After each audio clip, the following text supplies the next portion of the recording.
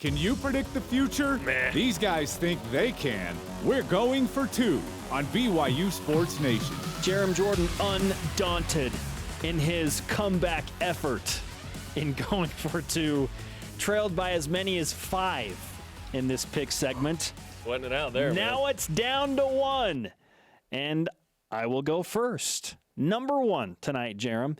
Eric Mika will outscore Jock Landale. I think he will win the big man matchup. Eric does average more than Jock. Their statistics are even, but this game is in Moraga, and Eric generally gets more possessions and more touches. I don't know how many he will have tonight because the game will be played at a slower pace, but I still think he will outscore Jock Landale. It's always good to outscore a guy named Jock. I've always said that. Yep, that's being His name quoted and is tweeted out Jock. right now.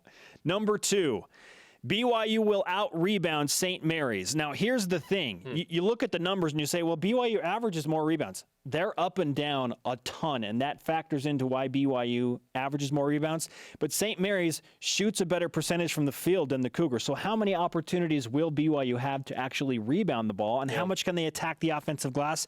I think BYU will out-rebound St. Mary's, and that is a big reason why they will be in this game late. Those are good, but they're not as good as mine. Number 1, BYU will score in the 60s. Okay, this is a low number for BYU. St. Mary's is giving up 58. BYU is going to exceed the average, okay? In fact, the season high allowed is 72. 72 in a game. That's crazy, right? Just admit it. That's your safe pick. And number 2, the final score. The final score will be within single digits, okay? BYU a 10.5-point underdog in this game on the road at St. Mary's. Now, if you said BYU would score in the 70s, That's a little too bold. That'd be bold. Or 65 plus, maybe. But they need to score 1 bucket more than St. Mary's is Guess giving what? up. In the only win in Moraga for BYU as a member of the WCC. This was exactly 60. My, how the tables have turned in this event. You have become the conservative one, and that's why you've gotten back into this, right? Yeah, because you were super conservative earlier. Wait, so I'm punished because I'm doing what you did? And I'm not punishing you. Oh, verbally you are. I'm punishing you verbally? Yeah. I'm just pointing out the fact that BYU will score in the 60s. It's This is soft. Here's why it's bold. So soft. Here's why it's bold. Does it BYU average in the 80s? Yeah, they average in the 80s, so why would they not score 60? No. I'm not saying 60 plus. I'm saying they will score 60 to 69 points. They will land in the 60s. That is low for BYU.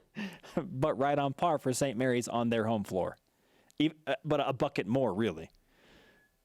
Could be 5 more You're buckets. taking the law of averages. BYU averages 80, St. Mary's getting 58. Yeah, they'll score in the 60s.